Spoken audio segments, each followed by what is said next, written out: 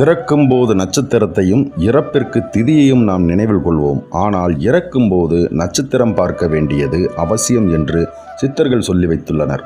இதில் தனிஷ்டா பஞ்சமி என்பது 13 நட்சத்திரங்களை உள்ளடக்கியது ஆகும்.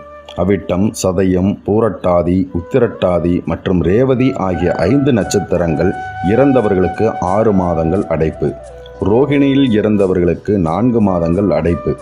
கார்த்திகை மற்றும் உத்திரம் நட்சத்திரங்களில் இறந்தவர்களுக்கு 3 மாதங்கள் அடைப்பு. மிருகசீரிசம், சித்திரை, புனர்பூசம், விசாகம் மற்றும் உத்திராடம் ஆகிய 5 நட்சத்திரங்களில் இறந்தவர்களுக்கு 2 மாதங்கள் அடைப்பு என்று குறிப்பிடப்பட்டுள்ளது. அடைப்பு என்றால் என்ன? கர்மவினை வினைப்பயன் காரணமாக மேலுலகம் செல்வதற்கு ஏற்படும் தடையையே அடைப்பு என்று அழைக்கப்படுகிறது. சித்தர்கள் தனிஷ்டா பஞ்சமி என்று அழைப்பதும் இந்த நட்சத்திரங்களில் ஏற்படும் மரணங்களைத்தான். தனிஷ்டா பஞ்சமி என்பது ஒரு துர்தேவதையாக சொல்லப்பட்டுள்ளது.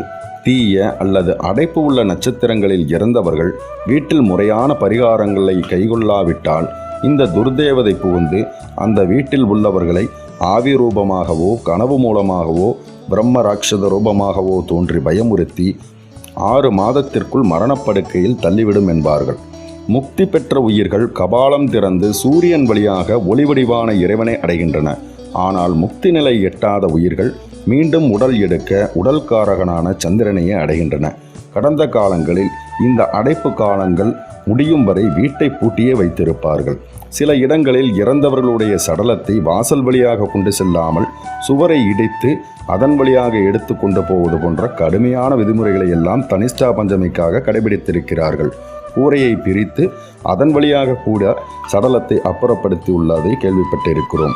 ஒரு மனிதனானவன் எந்த நட்சத்திரத்தில் இறந்திருக்கிறானோ அந்த நட்சத்திரத்தின் வழியாகவே யமலோகத்திற்கு செல்வதாக சொல்லப்படுகிறது. 27 நட்சத்திரங்களில் இந்த தனிஷ்டா பஞ்சமி நட்சத்திரங்களான 13 நட்சத்திரங்கள் போக மீதமுள்ள 14 நட்சத்திரங்களில் இறப்பவர்கள் விரைவில் தடையேதுமில்லாமல் யமலோகம் அடைகின்றனர்.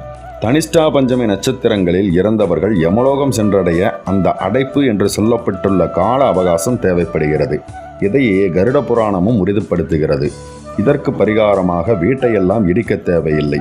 அந்த குறிப்பிட்ட காலம் வரை இறந்த இடத்தில் ஒரு திண்ணை அமைத்து மாலை நேரத்தில் தீபம் ஏற்றி தண்ணீர் நைவேத்தியம் வைத்து கற்பூர ஆரத்தி செய்து இறந்த இந்த உயிருக்கு உணவும் நீரும் சென்றடைய இறைவா நீ உதவ வேண்டும் என்று வேண்டிக் கொண்டு கற்பூர ஆராதனைக்கு பிறகு தீபம் அணையாதவாறு ஒரு கூடையை போட்டு மூடி வைத்து விட வேண்டும். அந்த குறிப்பிட்ட நட்சத்திரத்திற்கான காலம் வரை இதை செய்து முடிக்க வேண்டும்.